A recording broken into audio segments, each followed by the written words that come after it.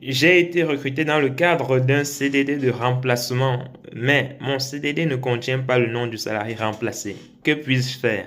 Voilà une question qui m'a été posée par l'un d'entre vous et sur laquelle je vais essayer d'apporter des éléments de réponse. Mais avant, les amis, je vous invite comme toujours à commenter, à partager et surtout à vous abonner à notre page pour ne rien manquer de tout ce que nous faisons ici sur le droit du travail français.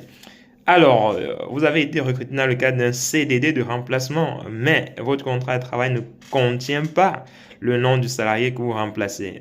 Quelles sont vos options?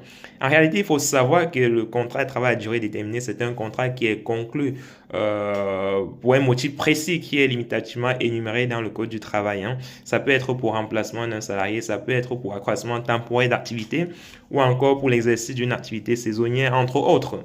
Voilà, donc si votre CD ne s'inscrit pas dans l'un des motifs qui sont visés justement par le Code du travail, et dans ce cas, votre CDD risque d'être requalifié en CDI.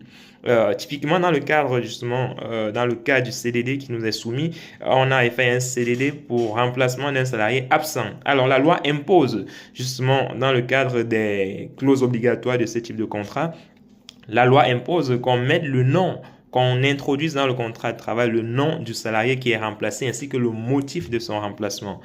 Si donc vous avez un CDD qui ne précise pas le nom de la salariée qui est ou du salarié qui est remplacé, dans ce cas, vous pouvez demander une requalification de votre contrat à durée déterminée en contrat à durée indéterminée. Donc, vous pouvez saisir le conseil de prud'homme pour cette requalification-là. Et vous aurez en prime une indemnité de requalification au moins équivalent à un mois de salaire. Voilà. Donc, j'espère que c'est clair pour vous, les amis. Si vous êtes dans cette situation, n'hésitez pas à saisir le conseil de prud'homme pour obtenir cette indemnité de requalification et notamment cette requalification de votre contrat de travail à durée déterminée en contrat de travail à durée indéterminée. Voilà. J'espère que c'est clair pour vous, les amis. Comme toujours, commentez, partagez et surtout, abonnez-vous à notre page pour ne rien manquer de tout ce que nous faisons ici sur le droit du travail français.